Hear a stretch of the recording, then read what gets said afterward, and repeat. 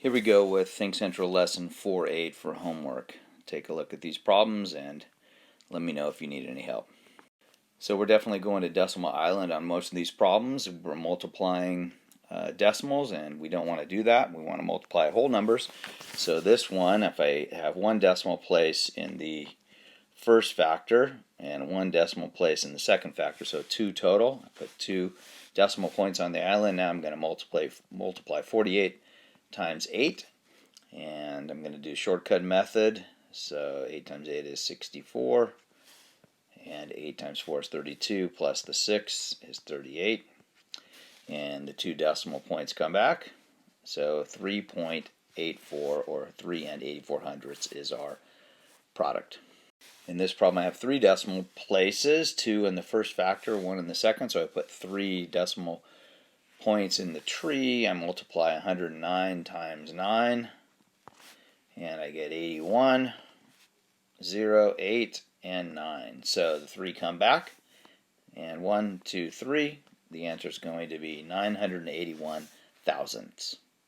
Again, 3 decimal places, 1 in the first factor, 2 in the second.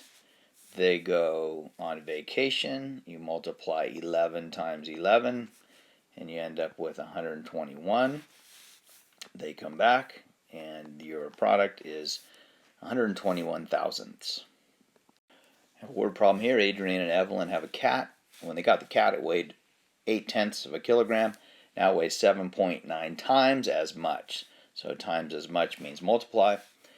So what is the proper equation for that? It would be C, 7.9 times 8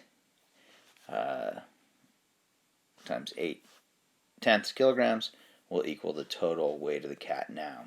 So we have to set up the problem with 7.9 times 0.8. We have 2 decimal places.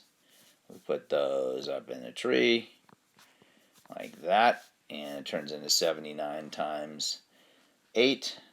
We'll do the shortcut method there. 56, 63. So they come back. The cat now weighs 6.32 pounds. Check it with a calculator to make sure we're right. We're going back and looking at multiplication properties. Here you have 4.5 times 3.2, and this is the commutative property because you're just changing the order of the addends. Instead of this being first, it's last. Instead of this being last, it is first. So that is the commutative property of multiplication. Just changing the order of the factors. Alright, so we're taking 7 and we're multiplying it by 3.8 plus 4.2. We distribute this number. We put the 4.2 here. We put the 3.8 here.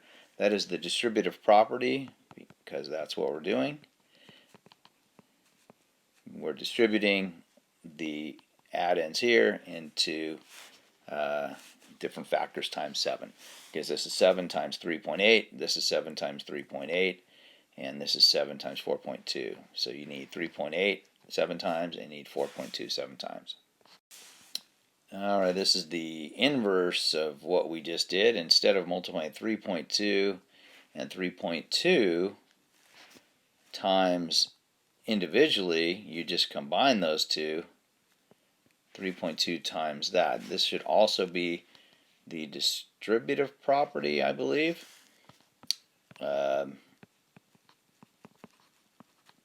Distributive property of multiplication.